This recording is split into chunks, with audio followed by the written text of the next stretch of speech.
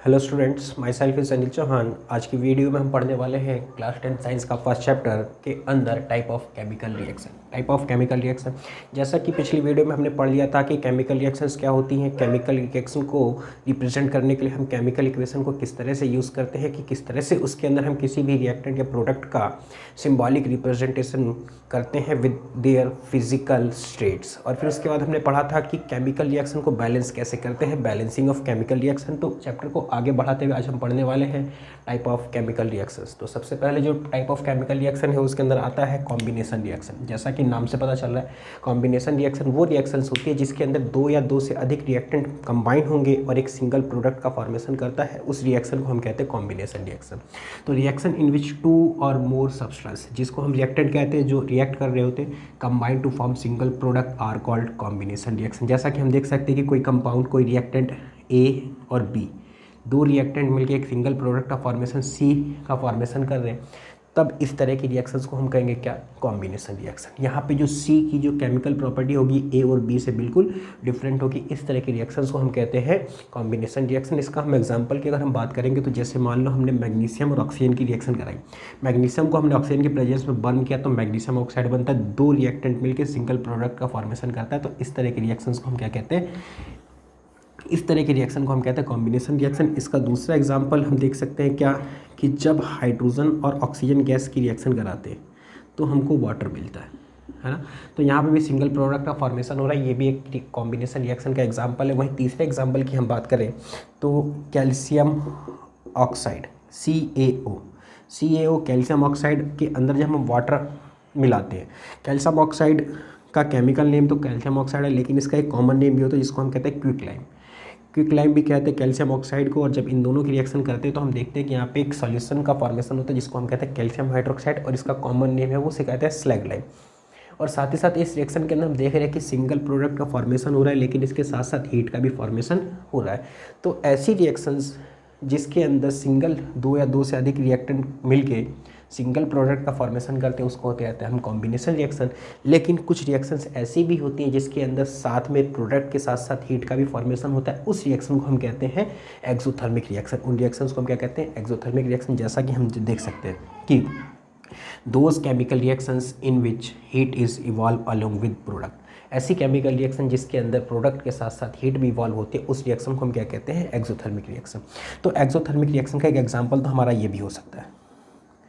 साथ ही साथ एक दूसरा एग्जांपल इसका ये हो सकता है कि जो हमारी रेस्पिरेशन प्रोसेस होती है, रेस्पिरेशन का मतलब है क्या, जो हमारी बॉडी के अंदर जो श्वसन क्रिया हो रही है, खाना खाने के बाद जिस प्रोसेस के द्वारा बॉडी के अंदर ऐसी केमिकल रिएक्शन जिसके द्वारा हमको एनर्जी मिलती है उसको रेस्पिरेशन प्रोसेस कहते हैं। तो उसकी रिएक्शन में हम लिख सकते हैं जैसे ग्लूकोज का ब्रेकडाउन होता है C6H12O6, और ऑक्सीजन के साथ ये कंबाइन होता है और बनता है CO2 H2O और साथ में एनर्जी जो कि हीट की फॉर्म में होती है। तो रेस्पिरेशन जो प्रोसेस होती है उसके दौरान भी हीट इवॉल्व होती है। तो जो रेस्पिरेशन की प्रोसेस है वो उसको भी हम क्या कह सकते हैं, एक्सोथर्मिक रिएक्शन कह सकते हैं। इसको अगर हम बैलेंस करें तो यहाँ पे 6 आ जाएगा, यहाँ भी 6 और यहाँ भी 6। तो ये तो था कॉम्बिनेशन रिएक्शन और एक्सोथर्मिक रिएक्शन। तो आप लोग इसको नोट कर लीजिए। आगे हम दूसरे टाइप ऑफ केमिकल रिएक्शंस देखते हैं।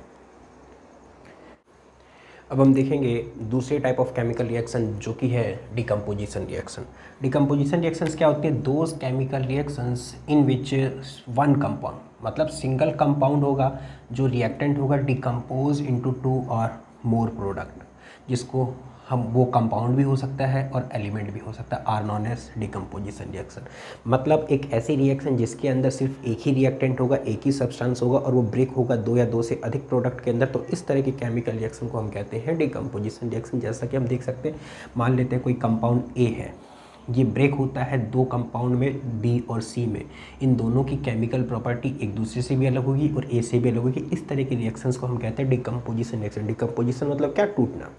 तो इसका कुछ एग्जांपल हम देख सकते हैं कि मान लेते हैं कैल्शियम कार्बोनेट है, इसको हमने हीट किया तो कैल्शियम ऑक्साइड और कार्बन डाइऑक्साइड गैस रिलीज होती है। ये हमारा कैल्शियम कार्बोनेट है, और जैसा कि हमने पहले ही पढ़ चुके कि कैल्शियम ऑक्साइड जो होता है इसको हम कहते हैं क्विकलाइम। ठीक है। तो यहाँ पे सिंगल रिएक्टेंट या कंपाउंड ब्रेक होता है 2 या मोर प्रोडक्ट में, इस तरह की रिएक्शन को हम कहते हैं डिकम्पोजिशन रिएक्शन। अब यहाँ पे जो डिकम्पोजिशन रिएक्शंस है ये कई तरीके से हो सकती है। मतलब अगर मान लो डिकम्पोजिशन रिएक्शन तभी होती है जब वहाँ पे हीट एब्जॉर्ब होती है। तो हीट कई अलग अलग तरीके से एब्जॉर्ब करने की वजह से डिकम्पोजिशन रिएक्शन अलग तीन तरह की होती है। तो टाइप ऑफ डिकम्पोजिशन रिएक्शन पहला है थर्मल डिकम्पोजिशन, दूसरा है इलेक्ट्रोलिटिक। थर्मल डिकम्पोजिशन में क्या होगा कि किसी भी सब्सटेंस को, किसी भी कंपाउंड को हम डायरेक्टली हीट करेंगे। दूसरा टाइप ऑफ डिकम्पोजिशन रिएक्शन है इलेक्ट्रोलिटिक डिकम्पोजिशन। इलेक्ट्रोलिटिक नाम से पता चल रहा है कि हम जो भी रिएक्टेंट होगा, जो भी कंपाउंड होगा, उसके अंदर इलेक्ट्रिसिटी सप्लाई करेंगे, इलेक्ट्रिसिटी पास करेंगे और वहाँ पे डिकम्पोजिशन रिएक्शन हमको देखने के लिए मिलेगी। तीसरा जो टाइप है वो फोटो डिकम्पोजिशन है। फोटो का मतलब है क्या, सनलाइट से रिलेटेड है ये। तो जो सब्सटेंस होगा, जो कंपाउंड होगा, वहाँ पे सनलाइट एब्जॉर्ब होगी और वहाँ पे हमें डिकम्पोजिशन रिएक्शन देखने को मिलेगी। तो ये तीन तरह के डिकम्पोजिशन रिएक्शंस हमको पढ़ने हैं। तो पहले टाइप ऑफ डिकम्पोजिशन रिएक्शन की हम अगर बात करें,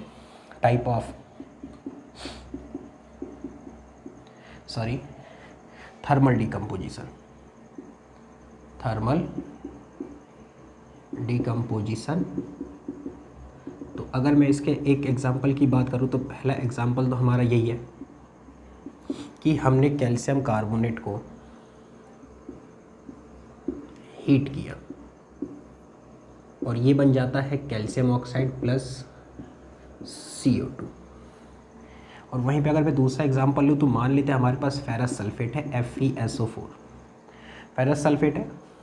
इसको अगर हम हीट करते हैं तो ये ब्रेक हो जाता है 3 प्रोडक्ट के अंदर। जो पहला प्रोडक्ट बनता है वो बनता है Fe2O3, जिसको हम कहते हैं फेरिक ऑक्साइड। और यहाँ पे 2 गैस निकलती है, एक सल्फ़र डाइऑक्साइड और एक सल्फ़र ट्राइऑक्साइड गैस निकलती है। तो मैं नाम लिख दूँ इसका, ये जो है हमारा सब्सटेंस, इसको हम कहते हैं फेरस सल्फेट। इस फेरस सल्फेट का जो कलर होता है वो लाइट ग्रीन कलर का होता है। और ये जो फेरिक ऑक्साइड बना, इसको हम कहते हैं फेरिक ऑक्साइड। और इसका जो कलर होता है वो रेड कलर होगा या फिर येलो कलर होगा, रेड और येलो कलर। और ये सल्फर डाइऑक्साइड और ये सल्फर ट्राइऑक्साइड ये कलरलेस गैसेस होंगे।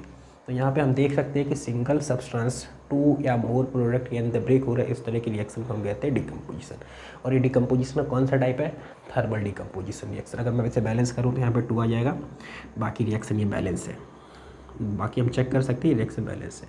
इसका एक और एग्जाम्पल अगर हम देखें तो एक और हम देख सकते हैं, जैसे मान लेते हैं लेड नाइट्रेट है हमारे पास, PbNO3 होल ट्वाइस। इसको अगर हम हीट करते हैं, इसको हम कहते हैं लेड नाइट्रेट, जो कि एक वाइट कलर का पाउडर होता है। इसको जब हम हीट करते हैं तो बनता है क्या, लेड ऑक्साइड, PbO सॉलिड होता है। और यहाँ पे एक नाइट्रोजन डाइऑक्साइड और plus oxygen gas, nitrogen dioxide plus oxygen gas evolve होती है। तो ये तो हमारा क्या है, लेड ऑक्साइड, ये हमारा नाइट्रोजन डाइऑक्साइड, जो कि एक ब्राउन कलर की गैस होती है। जिस टेस्ट ट्यूब के अंदर हम लेड नाइट्रेट को हीट करेंगे ना, तो उसके अंदर से जो गैस इवॉल्व होगी वो नाइट्रोजन डाइऑक्साइड और ऑक्सीजन होगी। और जो ब्राउन कलर का जो कलर दिखाई देगा वो नाइट्रोजन गैस होगी। जो ब्राउन कलर होती है वो कौन सी गैस होती है, वो नाइट्रोजन डाइऑक्साइड गैस होती है। तो यहाँ पर हमने कुछ थर्मल डिकम्पोजिशन के एग्जाम्पल देखे। अब इसके बाद हम पढ़ेंगे इलेक्ट्रोलिटिक डिकम्पोजिशन और फोटोलिटिक डिकम्पोजिशन रिएक्शंस पढ़ेंगे। अब इसको नोट कर लीजिए। अब हम देखेंगे second type of decomposition reaction, जो कि है इलेक्ट्रोलिटिक डिकम्पोजिशन। इलेक्ट्रोलिटिक डिकम्पोजिशन क्या कहता है, reaction in which a compound decompose by passing electricity. एक ऐसी रिएक्शन जिसके अंदर कोई भी कंपाउंड इलेक्ट्रिसिटी पास करने से डिकम्पोज हो जाता है, are known as electrolytic decomposition. उनको हम इलेक्ट्रोलिटिक डिकम्पोजिशन रिएक्शंस कहते हैं। और इस रिएक्शन को, this process is also known as electrolysis, और इस प्रोसेस को इलेक्ट्रोलाइसिस भी कहते हैं। जैसे कि हम देख सकते हैं, इसका एग्जांपल है कि जब हम वाटर के अंदर से इलेक्ट्रिसिटी सप्लाई करते हैं, इलेक्ट्रिसिटी तो ये वाटर क्या करता है, क्या होता है, हाइड्रोजन गैस और ऑक्सीजन गैस में ब्रेक हो जाता है। हाइड्रोजन गैस और ऑक्सीजन गैस में ब्रेक हो जाता है। अगर मैं इसे बैलेंस करूँगा तो ये कुछ इस तरह से बैलेंस होगा। तो मैंने क्या देखा कि जब मैंने वाटर के अंदर से इलेक्ट्रिसिटी सप्लाई करी तो ये हाइड्रोजन और ऑक्सीजन में ब्रेक हो गया। तो इस प्रोसेस को हम कहते हैं इलेक्ट्रोलाइटिक डिकम्पोजिशन। जैसा कि यहाँ पे आप देख सकते हैं कि मैंने यहाँ पे एक डायग्राम बनाया जिसके अंदर क्या है, एक बीकर है, बीकर के अंदर 2 इलेक्ट्रोड लगे हुए, एक और ये दूसरा इलेक्ट्रोड। एक इलेक्ट्रोड को बैटरी के पॉजिटिव टर्मिनल से कनेक्ट कर दिया और दूसरा इलेक्ट्रोड बैटरी के नेगेटिव टर्मिनल से कनेक्ट कर दिया।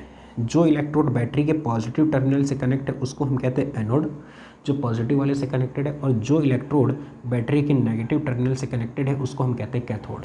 और इसके अंदर से वाटर है और हमने इस इलेक्ट्रोड के ऊपर 2 इन्वर्टेड टेस्ट ट्यूब रख दिए हैं।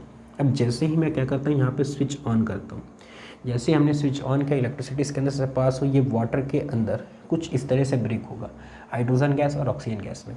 तो हम देखेंगे जो ये हाइड्रोजन गैस और ऑक्सीजन गैस बनती है, तो जो हाइड्रोजन गैस है वो कैथोड के ऊपर डिपॉजिट होती है।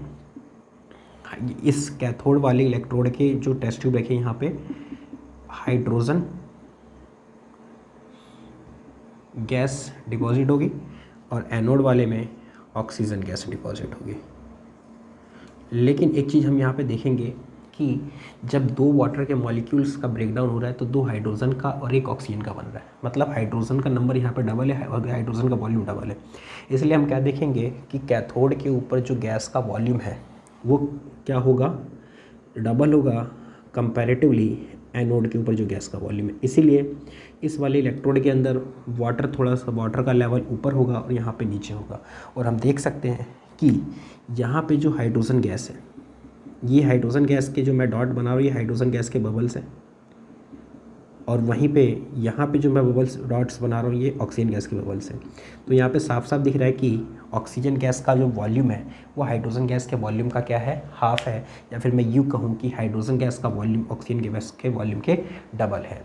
तो ये सिर्फ और सिर्फ डबल वॉल्यूम इसलिए हो रहा है क्योंकि जब 2 वाटर के मॉलिक्यूल ब्रेक हो रहे हैं तो 2 हाइड्रोजन का और 1 ऑक्सीजन का मॉलिक्यूल बन रहा है। इसीलिए जो बनने वाली जो हाइड्रोजन गैस है, मतलब कैथोड के ऊपर जो गैस डिपॉजिट हो रही है हाइड्रोजन गैस, उसका वॉल्यूम डबल है। तो इस पूरे प्रोसेस को हम कहते हैं इलेक्ट्रोलाइटिक डिकम्पोजिशन। अब एक टाइप ऑफ और हमारा डिकम्पोजिशन रह गया जिसको हम कहते हैं फोटो इलेक्ट्रोलाइटिक डिकम्पोजिशन। तो अब इसको नोट कर लीजिए पहले।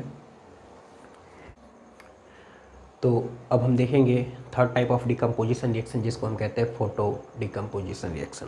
फोटो डिकम्पोजिशन का मतलब है क्या, those reaction in which compound get decompose due to sunlight. Sunlight की प्रेजेंस के अंदर क्या होगा, कोई भी जब कोई कंपाउंड अगर ब्रेक होता है तो उस तरह के डिकम्पोजिशन रिएक्शन को are known as photo decomposition reaction.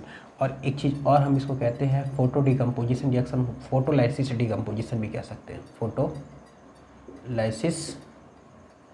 Decomposition भी हम कह सकते हैं। ठीक है, अच्छा तो इसका अगर मैं एग्जांपल की बात करूं तो जैसे मान लो हमारे पास सिल्वर क्लोराइड है AgCl। जब AgCl को हम सनलाइट में रख देते हैं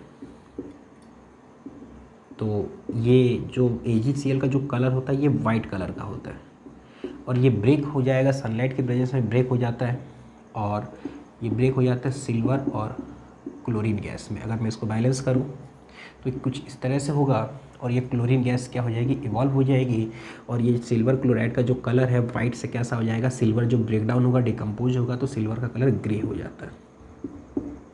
तो यहाँ पे हम देखेंगे कि वाइट से ग्रे कलर हो जाता है। अच्छा, और दूसरा एग्जांपल अगर मैं इसकी बात करूँ तो सिल्वर क्लोराइड और दूसरा एग्जांपल है silver bromide AgBr। Same reaction यहाँ पे भी होगी। अगर हम इसको सनलाइट में रख देंगे तो ये सिल्वर अलग हो जाएगा और ब्रोमीन गैस इवॉल्व हो जाएगी Br2। और अगर मैं इसको बैलेंस करूँ तो कुछ इस तरीके से बैलेंस होगा। सेम यहाँ पे भी इसका कलर कैसा होता है, वाइट कलर का, सॉरी ये पेल येलो कलर का होता है। सिल्वर ब्रोमाइड का कलर जो होता है वो पेल येलो कलर का होता है और वहीं पे सिल्वर का कलर कैसा होता है, ग्रे होता है।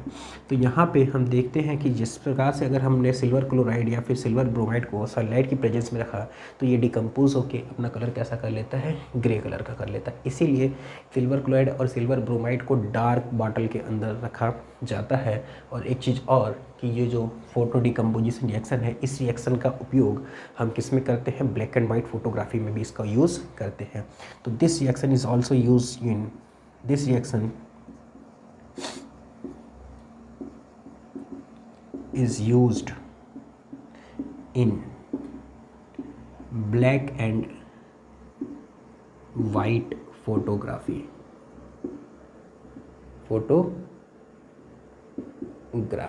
ब्लैक एंड वाइट फोटोग्राफी में इसका यूज़ करते हैं, किसका, फोटो डिकम्पोजिशन या फिर फोटोलाइसिस डिकम्पोजिशन रिएक्शंस का यूज़ करते हैं। तो ये तो थे हमारे 3 टाइप के डिकम्पोजिशन रिएक्शन, लेकिन हमने एक चीज़ यहाँ पे ऑब्जर्व करी कि तीनों रिएक्शन के अंदर हीट एब्जॉर्ब हो रही है। वो बात अलग है कि वो हीट डायरेक्ट हम हीट कर लें, उसे डायरेक्ट हम हीट कर रहे हैं या फिर इलेक्ट्रिसिटी की फॉर्म में सप्लाई कर रहे हैं या फिर सनलाइट की फॉर्म में।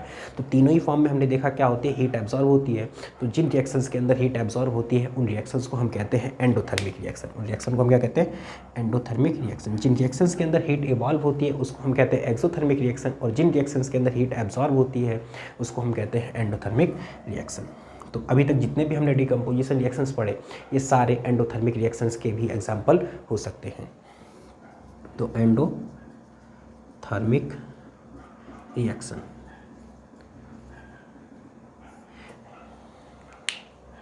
those reaction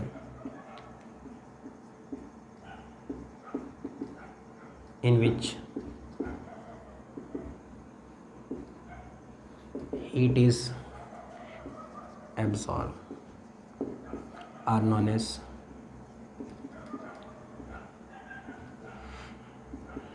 endothermic reaction.